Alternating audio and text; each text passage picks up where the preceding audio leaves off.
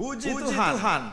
Sahabat-sahabat di mana saja berada, kita berjumpa kembali dalam episode yang hari ini, 5 Juli 2020.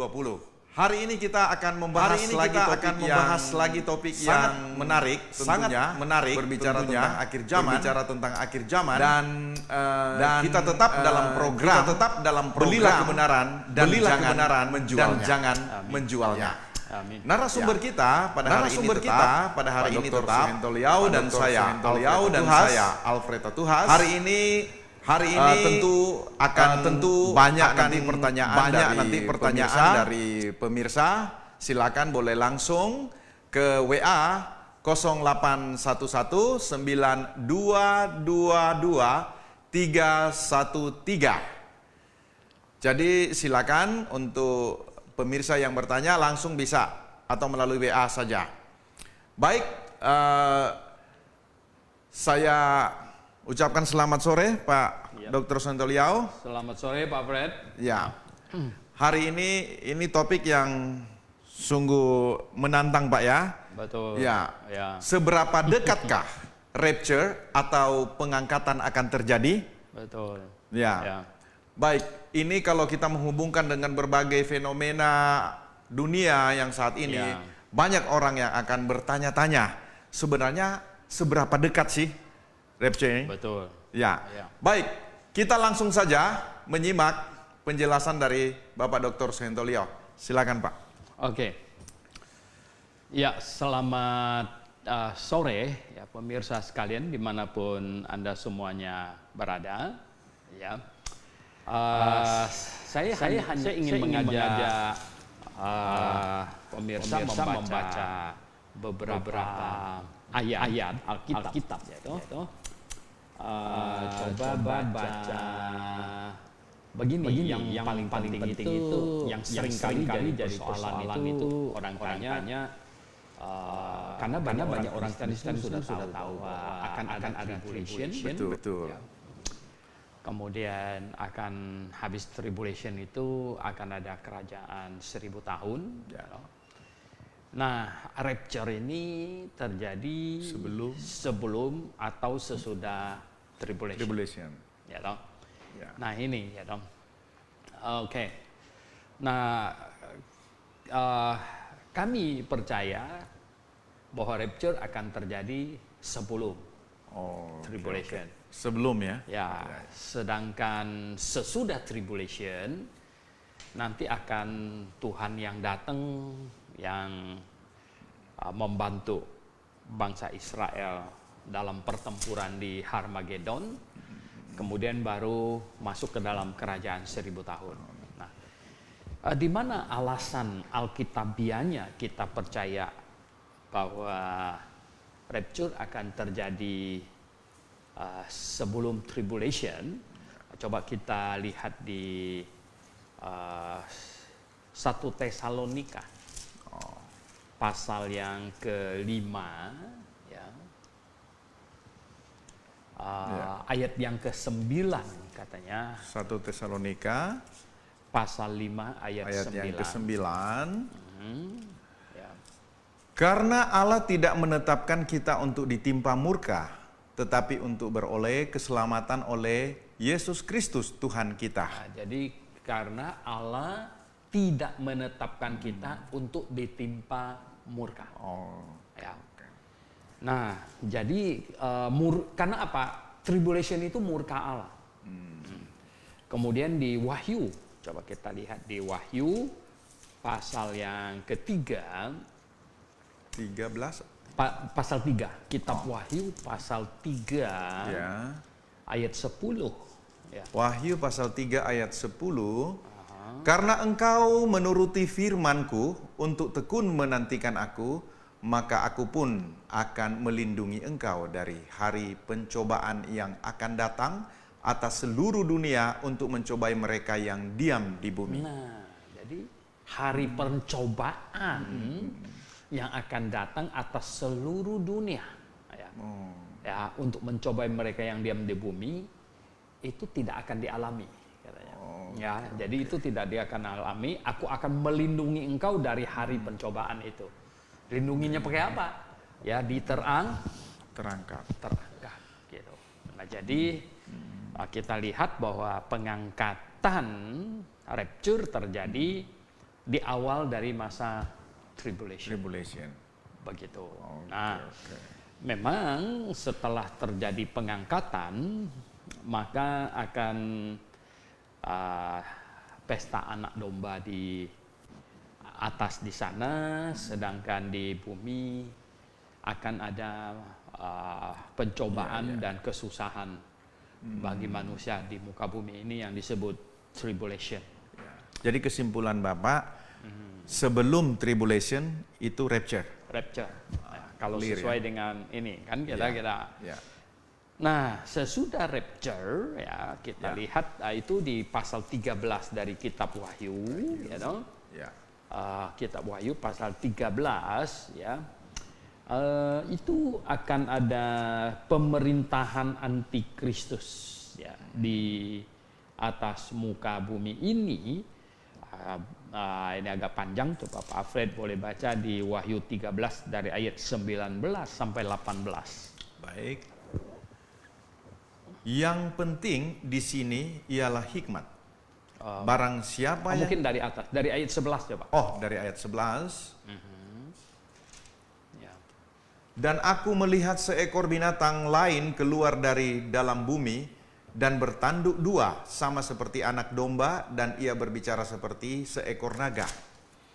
Dan seluruh kuasa binatang yang pertama itu dijalankannya di depan matanya. Ia menyebabkan seluruh bumi dan semua penghuninya menyembah binatang pertama, yang luka parahnya telah sembuh. Dan ia mengadakan tanda-tanda yang dahsyat. Bahkan ia menurunkan api dari langit ke bumi di depan mata semua orang. Ia menyesatkan mereka yang diam di bumi dengan tanda-tanda yang telah diberikan kepadanya untuk dilakukannya di depan mata binatang itu. Dan ia menyuruh mereka yang diam di bumi supaya mereka mendirikan patung untuk menghormati binatang yang luka oleh pedang, namun yang tetap hidup itu. Dan kepadanya diberikan kuasa untuk memberikan nyawa kepada patung binatang itu, sehingga patung binatang itu berbicara juga dan bertindak begitu rupa, sehingga semua orang yang tidak menyembah patung binatang itu dibunuh. Dan ia menyebabkan sehingga kepada semua orang, kecil atau besar, kaya atau miskin, merdeka atau hamba, diberi tanda pada tangan kanannya atau pada dahinya. Dan tidak seorang pun yang dapat membeli dan menjual selain daripada mereka yang memakai tanda itu, yaitu nama binatang itu atau bilangan namanya. Yang penting di sini ialah hikmat. Barang siapa yang bijaksana, baiklah ia menghitung bilangan binatang itu, karena bilangan itu adalah bilangan seorang manusia, dan bilangannya ialah 666. Iya, jadi setelah rapture rapture itu akan ada pemerintahan, biasanya disebut pemerintahan antikristus selama berapa lama. Nah, mengenai berapa lamanya pemerintahan itu ada disebutkan di dalam kitab Daniel pasal yang ke-9 ya. Kitab Daniel pasal yang ke-9 ya, di ayat yang ke-27 ya. Jadi Daniel 9 ayat 27. Raja itu akan membuat perjanjian itu menjadi berat bagi banyak orang selama 1 kali 7 masa. Ya, 1 kali 7 masa. Jadi 7 tahun saja. Singkat sekali gitu, 7 tahun. Jadi tetapi 7 tahun yang sangat menyengsarakan. Karena apa? Kalau kita baca di kitab Wahyu ini, Tuhan memurkai bumi ini. Ya, Tuhan memurkai bumi ini sehingga akan banyak bencana alam, ya, banyak bencana alam, banyak kesusahan, ya, segala macam, karena Tuhan memurkai bumi ini, gitu. Jadi selama 7 tahun. Nah, menarik sekali adalah bahwa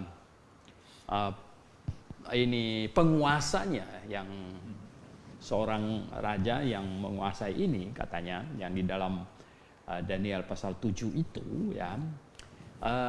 Ada 3 hal yang sangat penting di sini, yaitu bahwa dia akan ini menyebabkan seluruh bumi di ayat 12 tadi. Dia akan menyebabkan seluruh bumi dan semua penghuninya menyembah binatang yang pertama itu. Jadi ini masalah agama. Kalau sembah menyembah ini masalah agama. Gitu ya. Nah ini kemudian jadi dia akan menguasai agama ya, sedemikian rupa. Kemudian dia akan menguasai politik pasti, karena dia mempunyai kuasa untuk orang yang tidak mau menghormati binatang yang luka itu akan dibunuh. Gitu. Nah, ini kan berarti dia punya political power. Dan yang ini loh, bahwa dia akan punya economical power juga, gitu, yang orang tidak bisa jual, tidak bisa beli tanpa lewat dia. Tapi sebelum Bapak teruskan, ini kan topik kita bahwa seberapa dekat rapture atau pengangkatan akan terjadi. Yang ini kan Bapak bahas ini adalah sesudah rapture. Oke. Nah, sekarang makanya saya mau masuk ke situ. Baik. Nah, berarti pada waktu masa 7 tahun itu, Antikristus memiliki fasilitas, memiliki prasarana untuk mengendalikan dunia. Dia memiliki prasarana untuk mengendalikan dunia. Nah, prasarana itu tidak jadi dalam 1 malam, bahkan tidak jadi dalam 1 tahun, Pak. Ya. Jadi sarana untuk mengendalikan manusia sedunia loh ini. Sedunia. Benar. Itu pasti ditata. Nah, sedemikian rupa. Jadi begini. Oke lah, ya. Kita ini orang percaya nih, yang rapture ini pasti rapture. Gitu. Kita tidak akan masuk ke dalam pemerintahan itu yang 7 tahun. Betul. Tapi kita pasti akan kena imbas dalam persiapannya. Bener. Ibaratnya sekarang tuh ini. Ini kan jalan KRL, jalan layang segala macam mau dibuat di Sunter ini lewat Sunter nih. Ini belum apa-apa saya di WA dikatakan waduh ini 3 tahun bakalan macet ini, repot ini gitu kan. Ini kita ini begitu. Jadi kena imbasnya ini ya. Persiapan ini. Jadi gini.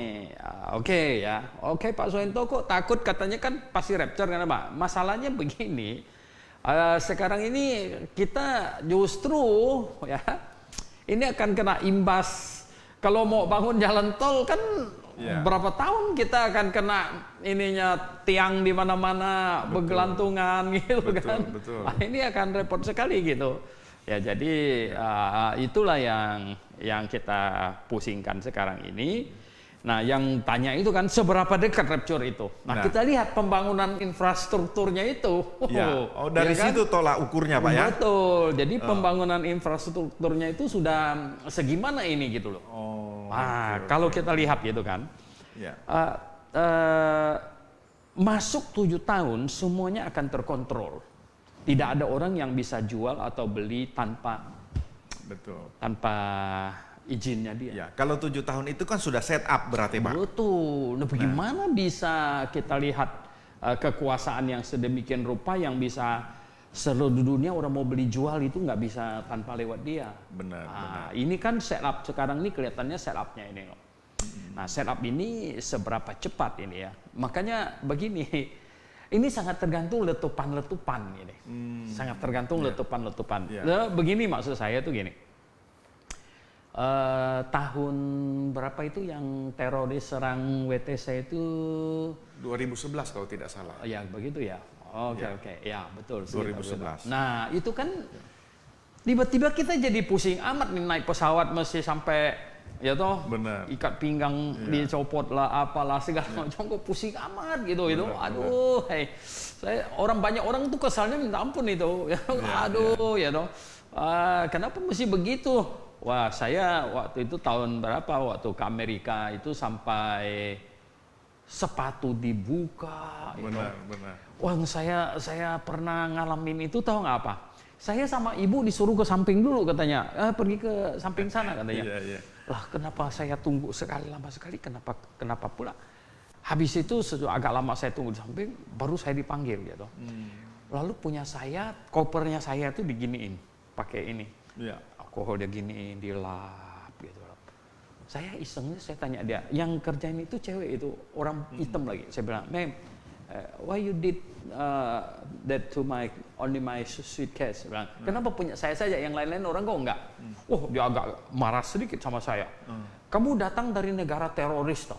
Oh iya ampun ya, Indonesia dihitung negara teroris rupanya. Saya jadi digituin. Oh ya oke lah ya. Mereka mau cari apakah ada serbuk, entah bom, entah apa di dalam saya punya koper gitu kan. Nah jadi letupan. Nah kali ini COVID-19 ini letupan ini Pak. Nah letupan. Nah teroris itu kan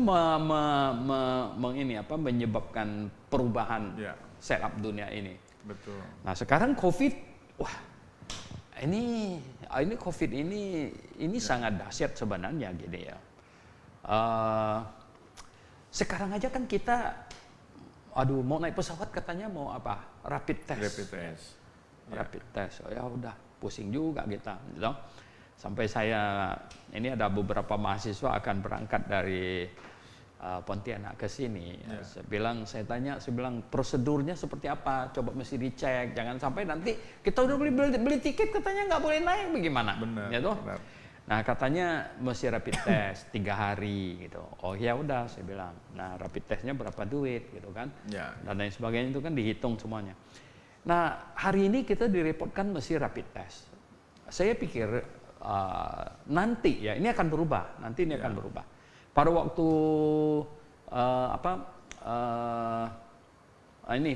vaksinnya ditemukan, vaksin. Ini bukan bukti rapid test lagi nanti. Sudah divaksin berarti. Bukti apa? Sudah vaksin belum? Ya. Berarti ada sertifikat vaksin lah. Benar. Nah, sertifikat vaksin. Nah, ini termasuk letupan-letupan, ya, letupan-letupan. Ya. Akhirnya kan semua orang pergi vaksin. Oke. Nanti sekarang kan banyak orang ribut dengan macam-macam perusahaan lah, dan di segi komputer lah, Bill Gates lah, inilah, itulah dan lain sebagainya. Katanya nanti ini pasangan chip lah segala macam gitu ya toh. Nah di Cina itu mereka terbitkan aplikasi yang ditaruh di handphone. Itu semua rakyat harus install itu. Ya, jadi harus install itu dan menjawab semua pertanyaannya dengan jujur gitu kan. Nah jadi saya sudah diinstal nih nomor saya. Saya sudah menjawab ini semua pertanyaan di situ, sekian puluh pertanyaan dengan jujur. Gitu. Terakhir saya pergi kemana dan lain sebagainya, begitu kan? Nah kalau saya terinfeksi virus corona ini, maka nomor saya ini akan ditaruh merah. Jadi sekali orang akan kalau saya dekat-dekat Pak Alfred gitu, ya. Jadi Pak Alfred punya itu akan kasih kode bahwa Suhento ini mengidap COVID gitu. Mesti hindari saya. Wah. Nah, jadi itu sampai sudah sedemikian rupa. Nah sebenarnya di Indonesia ini kan mau macam begitu. Mau orang Indonesia malah kita nggak mau ini install ini. Aplikasinya gitu kan. Betul. Nah, tetapi nanti ya makanya saya berkata bahwa sangat tergantung kepada letupan-letupan yang terjadi lagi. Berarti kalau mendengar apa yang Bapak sampaikan, ini berarti kembali kepada kontrol Pak ya. Ini adalah bagaimana mempersiapkan kontrol secara menyeluruh. Betul. Ya. Yang ini latihan-latihan. Iya, ini latihan kontrolnya. Ya, berarti ketika ditemukan satu kontrol yang boleh dikatakan seluruh dunia harus menggunakan, ini kan kayak tadi Pak Suhento katakan bahwa Cina itu terbatas dalam negara Cina. Betul. Tetapi ketika ada suatu hal yang seluruh dunia harus lintas negara, itu harus menggunakan itu, berarti ini kontrol sudah terrealisasi, seluruh dunia bisa dikontrol. Betul. Ya, jadi COVID-19 ini latihan. Benar. Latihan kontrol. Latihan kontrol, you know? Makanya saya katakan orang tanya seberapa dekat seperti kita punya ini ya, topik ya. Topik ini ya nggak. Seberapa dekat sebenarnya kita punya anti rapture, seberapa dekat? Benar. Ini sangat tergantung letupan di depan kita. Ya. Iya. Dan kelihatannya bisa cepat ya, kelihatannya bisa cepat. Ya. Tapi yang Bapak maksudkan letupan ini kan tidak disadari oleh orang bahwa itu giringan itu terjadi. Betul. Begitu loh Pak. Dan lagi orang akan dengan sukarela mau memasang. Ini yang dalam konteks iman Kristen ini kan seharusnya orang Kristen lebih peka. Iya. Ini giringannya udah dekat atau masih jauh gitu Pak. Ini. Iya. Jadi persoalannya kan jadi begini. Kalau Pak Fred orang Kristen yang baik, mau dipasangin chip atau apapun lah yang namanya sekarang ini, ada yang cuman di-scan-kan ke kulit aja gitu, yang lebih gampang. Nggak mau gitu, ya kan? Waduh, nggak mau nih. Nanti alasannya itu mereka akan menciptakan, iblis akan menciptakan yang alasannya orang, ini kan alasan untuk kesehatan kamu. Benar. Dan lain sebagainya.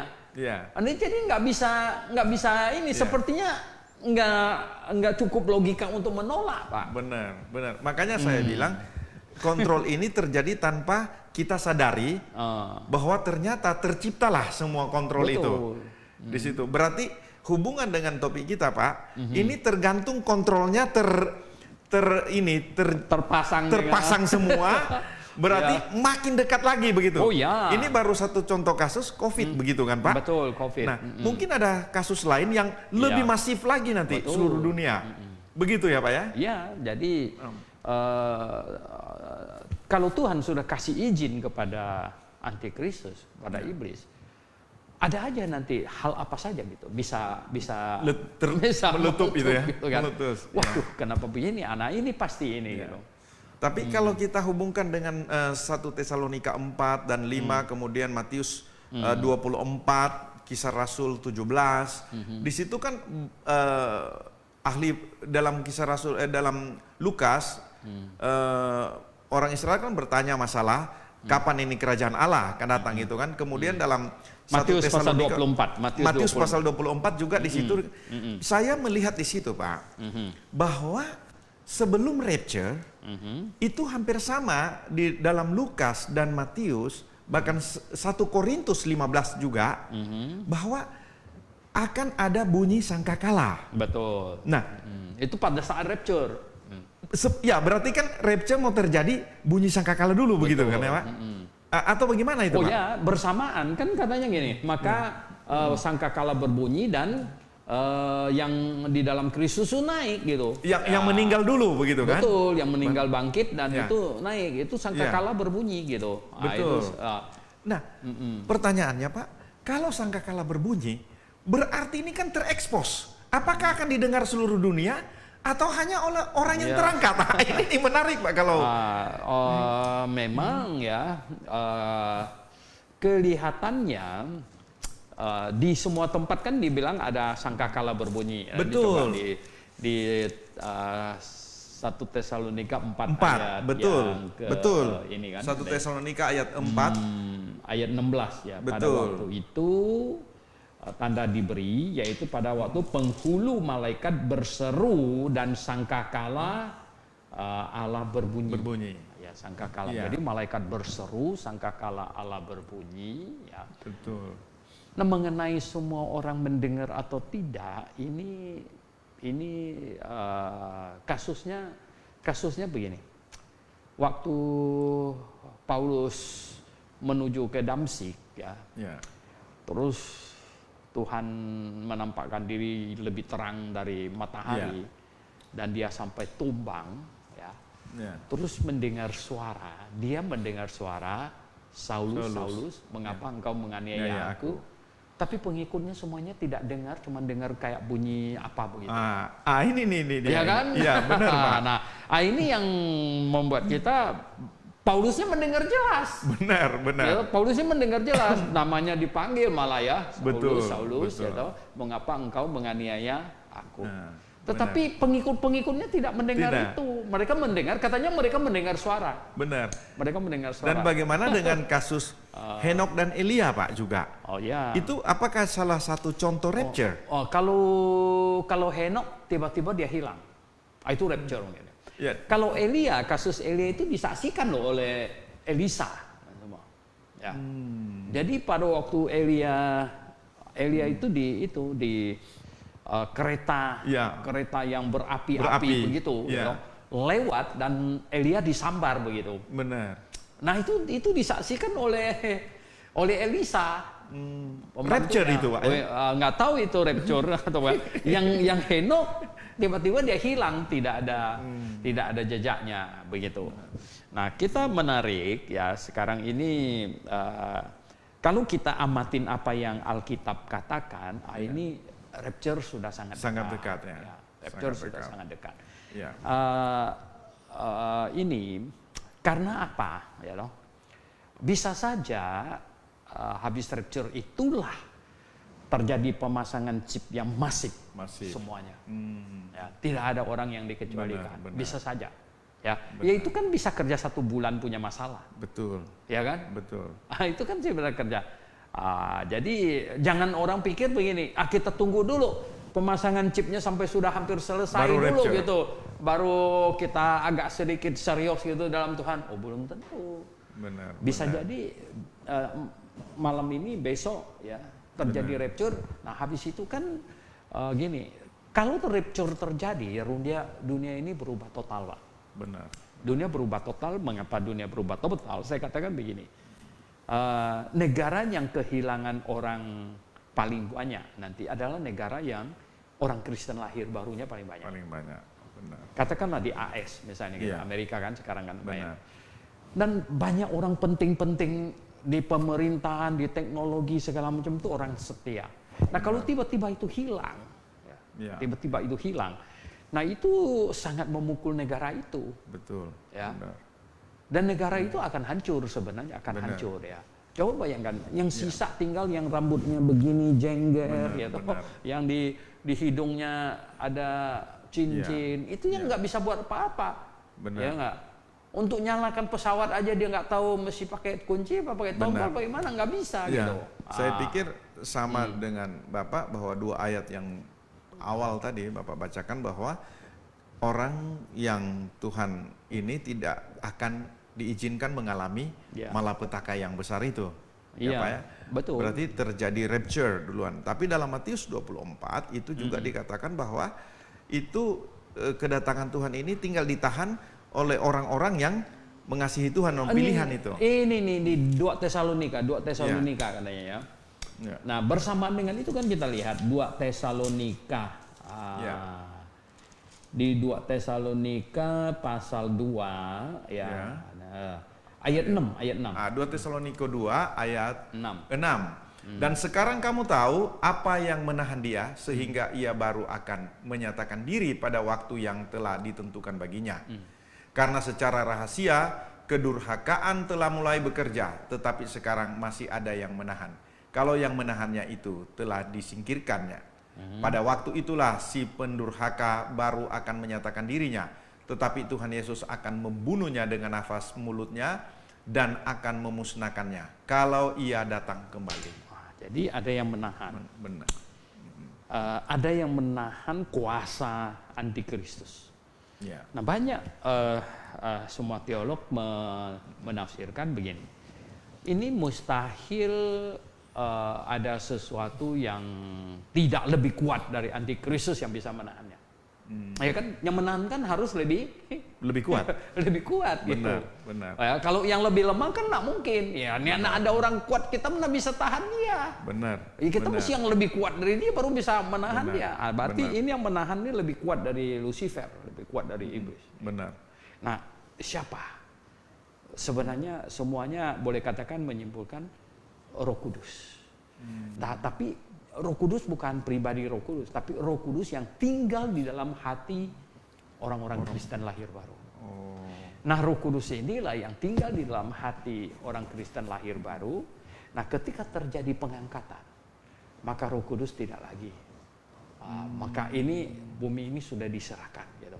Jadi ketika terjadi pengangkatan. Berarti maksud Bapak ketika pas pengangkatan Roh Kudus juga tidak akan lagi diam di dalam tidak lagi. Karena Roh manusia Kudus, yang tersisa yang tidak terangkat. tidak ada Roh Kudus lagi. Oke. Jadi Roh Kudus di dalam orang-orang Kristen lahir baru, ya kalau terjadi pengangkatan jadi boom gitu, ya karena itulah yang menandakan dia lahir baru, yaitu ada Roh Kudus tinggal di dalam hatinya, begitu. Nah kalau terangkat maka nggak ada lagi yang dapat menahan ini ya, iblis lagi. Gitu. Ini istilahnya sekarang, oke, up to you. Benar. Ya. Dikasih kesempatan luas-luasnya Pak ya. Makanya dia sudah main tangan besi ya, semua orang harus dipasang dia bilang. Sekarang ini, ya toh? Berarti untuk penginjilan sesudah itu tidak bisa dong, Pak? Nggak bisa lagi. Ya. Penginjilan yang benar, malah penyesatan. Jadi penyesatan yang terjadi. Ya pada waktu itu terjadilah penyesatan besar-besaran, ya toh? Benar. Karena semuanya sudah di dalam kendali dia, gitu. Maka itu jadi kita bersyukur ya. Janganlah menjadi orang Kristen yang ketinggalan gitu. Ya, jadi harus terangkat itu kita harus sudah terangkat gitu. Kalau tertinggal ini gawat sekali gitu. Waduh. Ini serius sekali ini masalah rapture ini Pak ya. Betul, ini masalah serius. Jadi karena apa? Apa yang dinubuatkan di dalam Alkitab ini kelihatan sekali mendekati semua itu gitu. Nah kita lihat sekarang ini alat kontrol ini paling jelas ini ya. Pengontrolan ini ya. Letupan teroris ya menyebabkan dari aspek keamanan. Ya, benar. Mau tidak mau kita menyerahkan kebebasan kita. Ya, untuk naik pesawat masih dicek sampai bagaimana. Kita menyerahkan kebebasan kita. Sekarang ini COVID muncul, ya kita juga dipaksa menyerahkan kebebasan kita lebih luas lagi. Benar Pak, masalah kontrol. Dulu kita KTP-nya sederhana Pak, betul. Tidak bisa kita dilihat di bank itu online KTP kita dan kemana-mana kita semua KTP ini sudah di-online-kan. Dulu tidak. Kita kalau di Kalimantan Barat kita punya KTP, ya Jakarta tidak bisa cek begitu kan? Betul. Seperti apa? Sekarang nggak bisa. Memang saya melihat akhirnya kontrol ini per negara dulu Pak. Betul. Dirapikan. Dengan kasus COVID, maka ada kontrol secara lebih internasional meluas. Saya lihat ini bertahap Pak. Bertahap. Sistem kontrolnya. Gimana menurut? Betul. Jadi ini bertahap ini. Sebenarnya waktu kita rekam KTP dulu itu sudah direkam, kita punya retina loh semuanya. Benar. Jadi datanya segala macam itu sudah ada. Benar. Nah ini sekarang hanya begini, hanya perlu sebuah power yang begitu kuat yang bilang harus itu, gitu. Benar. Nah itu bisa terjadi sesudah pengangkatan mungkin 1-2 bulan, pasang habis semua. Kontrol habis semuanya, begitu. Tapi memang masih banyak juga hamba Tuhan Pak ya yang menafsirkan bahwa rapture ini akan terjadi di tengah, bahkan di akhir oleh tribulation. Saya sempat mendengar itu banyak hamba Tuhan berbicara, banyak yang mereka bilang di tengah. Nah, tetapi kalau merujuk kepada ayat yang Bapak bacakan tadi, saya pikir Tuhan tidak akan mengizinkan ya. Tuhan kan sudah janji. Karena di dalam Matius saya lihat Tuhan juga mengatakan Matius 24, kalau tidak segera diangkat, tidak akan ada yang iman lagi. Selamat. Ini Matius 24 ayat 22. Betul. Matius 24 ayat 22 bilang gini ya. Betul. Katanya jikalau waktunya tidak dipersingkat. Tidak ada yang selamat. Betul ya. Ini Matius 24 ya. Di ayat 22. Ya, ayat 22 ya. Matius 24 ayat 22. Dan sekiranya waktunya tidak dipersingkat, maka dari segala yang hidup tidak akan ada yang selamat. Akan tetapi oleh karena orang-orang pilihan waktu itu akan dipersingkat. Ya, makanya jadi wow ya. Ini pengontrolan ya. Jadi inti dari pengontrolan itu adalah karena iblis tidak mau lolos satu orang pun yang tidak menyembahnya. Ya. Jadi itu sebenarnya pemaksaan. Ya. Ya. Nah, memang sebenarnya sejak zaman dahulu iblis sudah melakukan hal-hal yang demikian. Tetapi kan karena alatnya tidak ada, kan orang lari sana sini gitu. Ya zaman Anabaptis saja kan mau ditangkapin, yang tidak mau ikut dia kan mau ditangkapin. Habis itu kan dia lari sana sini gitu kan. Sedikit Pak, berarti kesimpulan Bapak ketika rapture, ini kan orang yang sudah lahir baru diselamatkan. Berarti yang ketinggalan berarti tidak ada kesempatan selamat dong Pak? Kita lihat sepertinya begini ya, itu tantangannya jadi berbeda. Jadi bukan Injil. Karena semuanya itu kan dikendalikan oleh antikristus ini ya, dan dengan Injil palsunya. Nah, bagaimana dia bisa diselamatkan oleh Injil yang benar gitu? Itu sangat kecil sekali kemungkinan. Ya kita tidak berkata tertutup kemungkinan. Karena di zaman Perjanjian Lama pun ya, ketika Injilnya itu, berita Injil itu di kalangan Yahudi, ada non-Yahudi yang ya sedikit yang ikut ya, seperti sida-sida dari Ethiopia ya, Cornelis yang di Kaisaria begitu. Nah, tetapi pada waktu Perjanjian Baru nanti ya, kasusnya agak sedikit beda karena ini penyesatan merajalela. Oke. Pemirsa semua, sahabat kebenaran di mana saja berada, Jesus is coming again. Maybe morning, maybe noon, maybe evening, and maybe soon. Kita istirahat sebentar. Akan kembali sesudah tayangan berikut.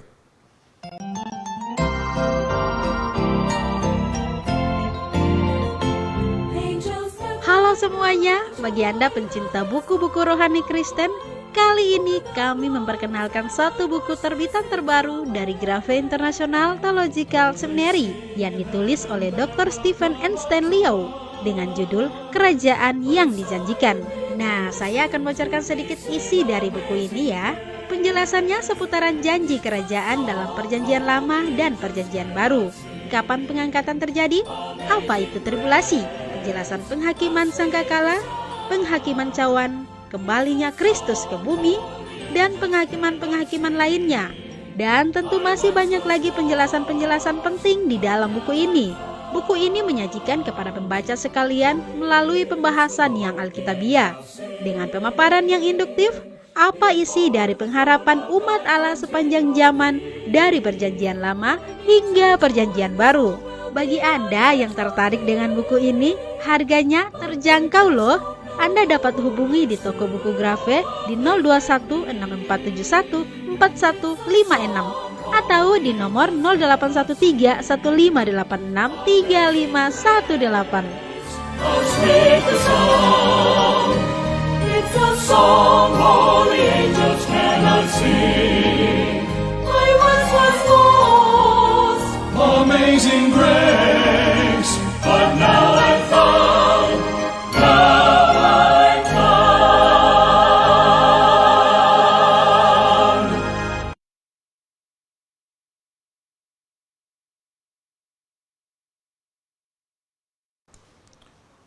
Ya, sahabat kebenaran di mana saja berada, kita kembali lagi bersama saya Alfred Tetuhas dan narasumber kita Dr. Sunento Liau. Para pemirsa semua sudah mendengar betapa ngerinya kalau kita sampai tertinggal tidak terangkat. Karena kemungkinan untuk selamat sangat kecil. Maka carilah Tuhan selama ia berkenan ditemui dan berserulah kepadanya selama ia dekat. Yang paling penting bagaimana kita mempersiapkan sebelum hari itu tiba. Ya, ada tambahan silakan sebelum kita masuk ke pertanyaan, Pak. Ya, jadi memang ini kita hanya bisa tahu hal-hal, tidak bisa sampai detail sekali, tapi hal-hal yang dikatakan oleh Alkitab ya. Garis besarnya sebenarnya kita tidak tahu secara garis kecil detail-detailnya. Oke. Baik, kalau begitu kita masuk ke pertanyaan, sudah banyak ini Pak. Pertama Pak Shalom Obobo. Ya, mengapa pemahaman GBIA bahwa rapture itu terjadi sebelum minggu 70, bukan pertengahan atau akhir minggu 70? Ya. Sebenarnya ini kan sudah tadi kita sudah bacakan ayat di Wahyu pasal 3 ayat 10 bilang bahwa Tuhan akan menghindarkan kita dari pencobaan yang akan Dia datangkan kepada dunia ini, Dan di dalam 1 Tesalonika 5 ayat 9 ada dikatakan di situ bahwa orang-orang yang mengasihi Tuhan juga ya akan dilindungi oleh Tuhan. Ya sudah ini ya. Nah, makanya kita bilang, dia bilang maksudnya masuk tahun 70 itu kan di dalam tribulation gitu. Oke. Baik. Clear Pak ya. Pak Tobito, kembali lagi kita bisa bertemu lewat live streaming. Selamat sore Pak Suhento, Maranatha. Apakah betul dan pasti kalau bait suci ketiga telah dibangun, artinya kedatangan Tuhan atau rapture sudah sangat dekat? Di mana ayat Alkitabnya, dan kira jarak dari selesainya bait suci ketiga dibangun ke rapture itu berapa tahun? Begini, bisa jadi rapture dulu ya, baru kemudian bait suci itu dibangun. Bait suci itu dibangun tidak dikatakan di awal rapture ya, karena kita bisa lihat di 2 Tesalonika pasal 2 ya. 2 Tesalonika pasal 2 ya, karena di ayat 4-nya ada dikatakan bahwa nanti ya si antikristus itu akan duduk di bait Allah, menyatakan dirinya Allah. Nah, berarti ini sudah di dalam tribulation gitu. Sedangkan membangun bait suci makin hari ya makin singkat waktunya.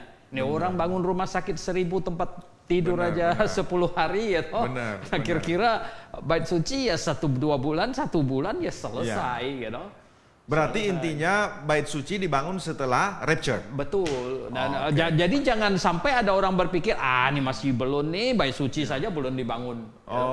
Jangan begitu. Bapak jangan tunggu bait suci dibangun, Pak. Maksudnya akan ada bait suci betul gitu. Itu yang Alkitab katakan gitu ya. Jadi bait suci ini dikatakan di dalam masa tribulation gitu. Oke. Baik. Langsung kita ke Pak Luki. Selamat sore Pak Suhento. Selamat sore. Maranatha. Saya mau tanya, siapakah 2 saksi yang akan diutus oleh Tuhan di Yerusalem? Apakah Henok yang belum pernah mati karena upah dosa adalah maut? Dan bagaimana dengan Elia? Apakah dianggap sudah mati karena Yohanes Pembaptis yang dianggap Elia? Mohon pencerahannya Pak Suhento, thank you. Banyak orang mempertanyakan 2 saksi yang di Wahyu pasal 11 itu ya. Jadi 2 saksi yang di Wahyu pasal 11 ya. Siapa dia? Kelihatannya tidak dikasih jelas itu siapa ya. Jadi dari yang mereka perbuat ya, dari yang mereka perbuat di sini yaitu di situ dikatakan menutup langit ya dari hujan. Ini kan yang dibuat oleh Elia ya. Dan kemudian memukul bumi dengan mengubah air menjadi darah. Ini yang dibuat oleh Musa. Jadi banyak orang ya menafsir secara liar sana sini Musa dan Elia. Tetapi sebenarnya tidak harus begitu gitu ya. Artinya yang bisa membuat air jadi darah ya tentu tidak harus Musa saja. Yaitu yang menutup langit tidak hujan ya tidak hanya Elia ya. Kalau menurut Tuhan Yesus, Elia sudah datang, yaitu Yohanes itulah Elia. Menurut ini ya, Tuhan Yesus sendiri yang ngomong ya.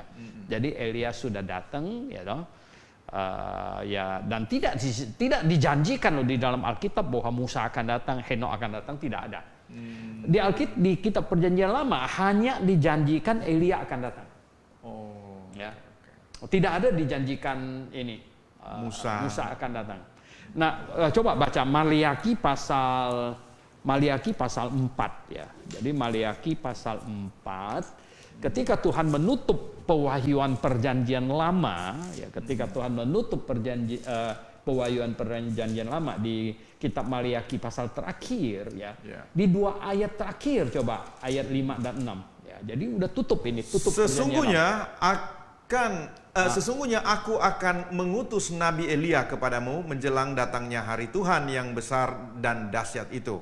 Maka ia akan membuat hati bapa-bapa berbalik kepada anak-anaknya dan hati anak-anak kepada bapa-bapaknya, supaya jangan aku datang memukul bumi sehingga musnah. Iya. Nah, ini dia hari Tuhan yang maha dahsyat itu. Ya, Elia datang mendahului hari Tuhan yang maha dahsyat itu. Kalau di Yoel, coba buka di Yoel pasal 2, ya itu sama gitu ya, dong. Jadi ayat 30, Yoel pasal 2 ayat 30 31 ya.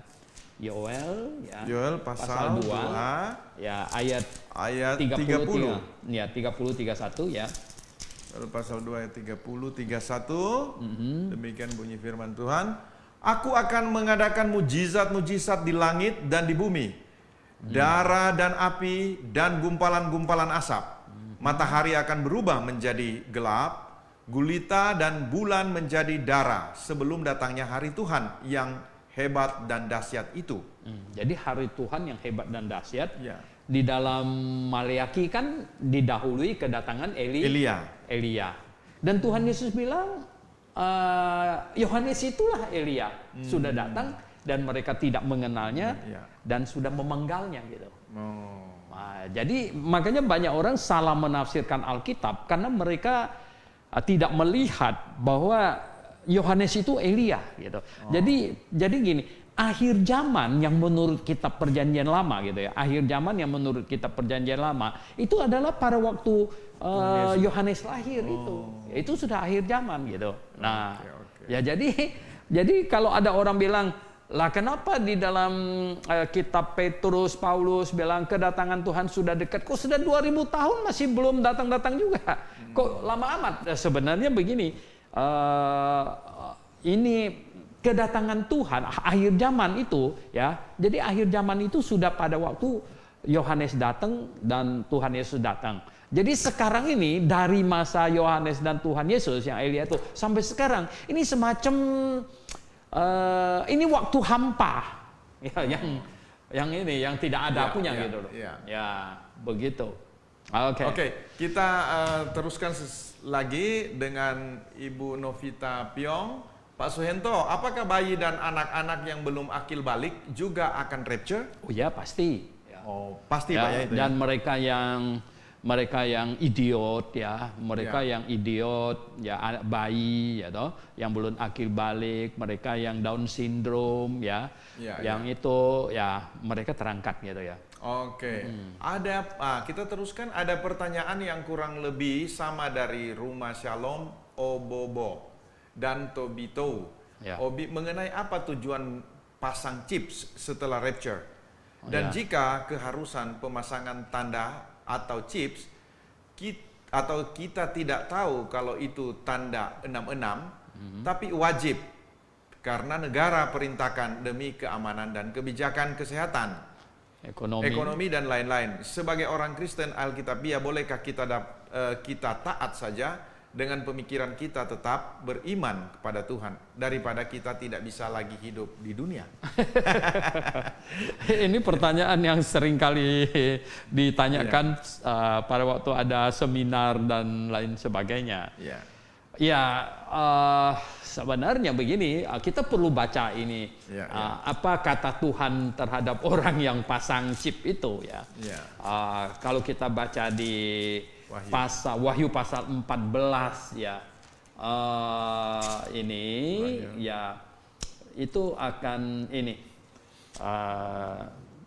pasal 14 ayat 9 coba Pak. Wahyu 14 pasal 9. Dan seorang malaikat lain, malaikat ketiga menyusul mereka dan berkata dengan suara nyaring, jikalau seorang menyembah binatang dan patungnya itu dan menerima tanda pada dahinya atau pada tangannya, maka ia akan minum dari anggur murka Allah yang disediakan tanpa campuran dalam cawan murkanya, dan ia akan disiksa dengan api dan belerang di depan mata malaikat-malaikat kudus dan di depan mata anak domba. Nah, ya. Oh, ini bukan ayat saya yang tulis ini, ya. Ini bukan ayat yang saya tulis, ya. Kelihatannya waktu itu adalah pemilihan, ya. Anda mau di pihak Tuhan, ya, atau Anda mau ikut penguasa dunia ini. Sebenarnya ini nanti antikristus itu adalah penguasa dunia ini. Gitu, ya. Tetapi Bapak tadi jelaskan dalam paparannya bahwa terjadi pemasangan chip secara masif kelihatan sesudah rapture. Bisa jadi dan bisa belum juga. Gitu. Oh. Ya. Artinya kan gini, ya. Sekarang kan masih bersifat voluntary, ya, artinya sukarela dan lain sebagainya, dan demi kesehatan, untuk keperluan perjalanan, ya. Berarti belum ada tekanan dong, Pak. Kalau masih tekanan sifatnya yang sukarela. Bersifat apa misalnya gini loh, Bapak karyawan di sebuah perusahaan. Oh, iya. Terus bosnya bilang semua pasang katanya. Kalau nggak pasang pecat. Iya. Nah, lu kan jadi pusing juga ini. Waduh, gua nih keluar apa pasang nih, keluar apa pasang nih. Ya loh. Apalagi aparat-aparat pemerintah kan lebih ini juga gitu. Benar. Banyak tahun yang lalu saja anggota kejaksaan di Meksiko sudah diharuskan dipasang semuanya. Ya. Benar. Jadi ini bersifat regional dan ya voluntary. Di Amerika itu ada banyak perusahaan yang sudah mengharuskan karyawannya pasang. Benar. Ya, banyak sekali gitu. Tapi sebenarnya ini tidak disadari oleh semua orang yang pasang bahwa ini akan suatu saat dalam kontrol antikristus. Ya. Tidak tahu itu. Malah berpikir bahwa demi keamanan, ya ada banyak yang masang anaknya malah demi keamanan. Sedikit Pak, tadi ayat Wahyu yang Bapak bacakan, saya bacakan tadi, Bapak tunjukkan bahwa apabila memasang akan berarti dengan hubungan dengan pertanyaan Pak Obobo dan Tobito, berarti kita kan pasang ini Pak, demi ini kalau satu kantor, ini bagaimana? Ya makanya kan berarti kamu tunduk kepada apa istilahnya itu penguasa dunia ini. Ya, kalau saya lihat ya, Tuhan tidak senang kita ikut itu ya, dan begini. Ada di bagian lain katanya itu akan timbul bisul itu nanti gitu. Dan bisa jadi itu maksudnya kanker gitu ya, dulu kan disebut bisul gitu. Jadi nggak tahu ya, mungkin ada yang pasang di sininya atau pasang atau di bawah kulitnya. Karena sekarang ini kan chip ya, tapi belum tentu. Sekarang ada model baru yang cuman di ini yang kayak di scan gitu dan langsung sudah masuk ke dalam. Berarti sehubungan dengan pertanyaan ini Pak, berarti dengan kata lain Bapak berkata untuk orang yang lahir baru jangan pasang. Jangan. Begini ya, lebih baik begini. Selama itu masih di luar badan kita, ya oke, gitu ya. Ya kan sekarang kan gini, saya juga punya banyak cut ini. Kita punya banyak cut ya. Ini kan masih di luar badan kita. Ya walaupun ini sudah kita menuju ke cashless society. Jadi masyarakat tanpa uang cash kan, ya kita lewat jalan tol kan kita hari ini, lah kalau you nggak mau beli apa mau bayar pakai cash, orang di pintu tolnya bilang nggak layanin, lu mundur aja, bisa pusing kita kan. Nah jadi ini ya, apa kartu lah, apalah segala macam, ya hari ini kita gimana kita mau menentang itu? Artinya itu masih di luar badan. Benar. Nah, kalau sudah mau ditaruh di badan saya mikir ini nggak mau ini ya, mau ditanam di badan gitu. Jadi ini kita berdoa Pak supaya Tuhan cepat datang. Maranatha itu. Maranatha. Ya, baik. Bener. Pertanyaan terakhir dari Pak Hosea Acang. Selamat sore Pak Suhento. Selamat sore ya. Bapak mengatakan bahwa saat tribulasi Roh Kudus tidak menahan antikristus lagi. Pertanyaan saya, nomor 1, apakah Roh Kudus tidak bekerja di bumi saat tribulasi? Ya. Itu dulu Pak, nomor 1. Iya, kelihatannya tidak ya, karena begini, Roh Kudus diturunkan di Perjanjian Lama, dijanjikan turunnya Roh Kudus itu adalah untuk memenuhi orang. Ya, karena di dalam kitab Yeremia, Yehezkiel, aku akan mencurahkan rohku ke dalam hati anak-anakmu. Jadi mencurahkan roh itu ke hati kita manusia. Iya, iya. Nah, sebenarnya kalau dijanjikan yang di Hosea pasal 2 ayat 28 itu, semua manusia akan dicurahkan Roh Kudus katanya. Nah, waktu itu kan asumsinya tuh semua manusia akan percaya Yesus Kristus. Ya. Dan ternyata tidak semuanya percaya, kan yang percaya cuma sebagian. Ya, Nah, tentu yang percaya itu saja yang dapat Roh Kudus. Dan sekarang kan orang percaya semua yang dapat Roh Kudus. Ya toh? Jadi Roh Kudus itu tidak menempatin HP, tidak menempatin kamera. Ya, Roh Kudus itu menempatin orang. Berarti ketika rapture Roh Kudus Betul. terangkat. Jadi orang yang ada Roh Kudus rapture, ya Roh Kudusnya juga terangkat. Gitu. Nomor 2, bagaimana dengan orang percaya saat tribulasi? Apakah ketika mereka percaya tidak ada Roh Kudus dalam hati mereka? Misalnya 1444 orang itu. Seperti kondisi di Perjanjian Lama. Kan Roh Kudus belum dicurahkan. Ya, Perjanjian Lama itu Roh Kudus tidak dicurahkan. Ya, itu kondisinya seperti begitu. Ya, artinya tidak ada manusia yang ditempatin oleh Roh Kudus sebenarnya waktu itu. Ya.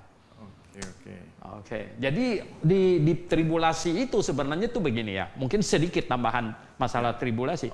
Manusia akan digiring semuanya untuk benci kepada Yakub ya, untuk benci Israel. Nah, jadi semua manusia akan digiring ke sana. Gitu. Oke, baik. Baik, pemirsa, sahabat kebenaran di mana saja berada, waktu juga lah yang memisahkan kita. Dan bagi mereka yang masih ingin bertanya, yang belum terjawab, tetap dalam grup PA akan dilayani. Ya. Sebelum kita menutup, Pak, silakan mungkin ada statement penutup. Ya, dengan kasih Tuhan kita berkata ya. Kita berharap supaya siapapun siapapun sebenarnya di zaman sekarang ini, marilah kita dengan serius terhadap perkara rohani. Ya. Kita serius ini ya. Mengapa? Karena tanda-tanda setiap saat bisa terjadi rapture. Ya, karena dari apa yang dituliskan oleh Alkitab ya, bahkan pembangunan infrastruktur untuk pengontrolan itu saja ya sedang jalan dengan lumayan cepat, lumayan masif ya. Berarti setiap saat bisa terjadi pengangkatan. Nah, ini yang dengan kasih Tuhan ya, menghimbau kepada orang-orang Kristen dimanapun ya. Mari lebih serius. Mungkin begini, yang nomor satu penting itu adalah apa? Sebenarnya gini, ada dua hal penting ya. Hati kita dan pengajaran. Ya. Kita mengimani dengan sungguh, tapi pengajarannya harus benar. Ya. Jadi kalau pengajarannya benar, hati tidak sungguh, ini nggak bisa. Dan hati sangat sungguh, pengajarannya salah. Ini juga. Ya. Jadi dua ini ya. Jadi kita harus periksa hati kita, dan periksa pengajaran yang kita imani itu. Sudah sesuai Alkitab atau tidak. Begitu. Pemirsa, sahabat kebenaran di mana saja berada, demikianlah paparan dari Pak Dr. Sonto Liao mengenai seberapa dekat rapture akan terjadi. Sekarang kembali kepada kita semua, seberapa siap kita untuk menantikan waktu itu. Akhir kata, kami sampaikan mohon maaf apabila ada hal-hal yang tidak berkenan kepada saudara, dan kita berharap ketemu lagi di minggu depan. Dan akhir kata kami sampaikan salam Maranatha.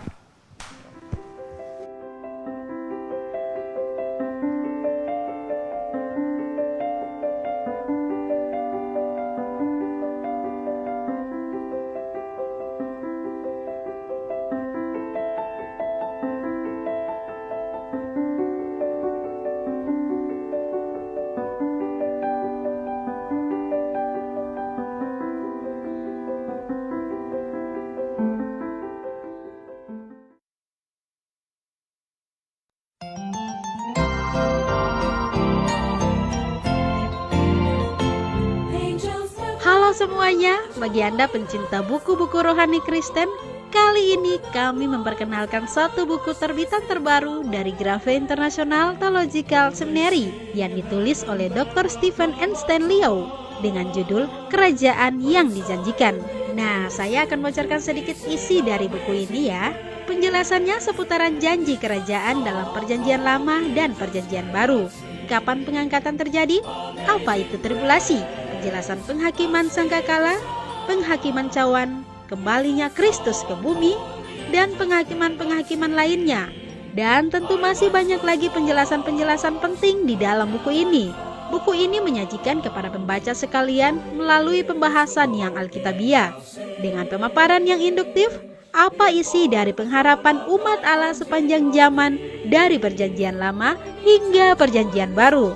Bagi Anda yang tertarik dengan buku ini, harganya terjangkau loh. Anda dapat hubungi di toko buku Grafe di 021 6471 4156 atau di nomor 0813 1586 3518. Sing the song. It's a song all the angels cannot sing.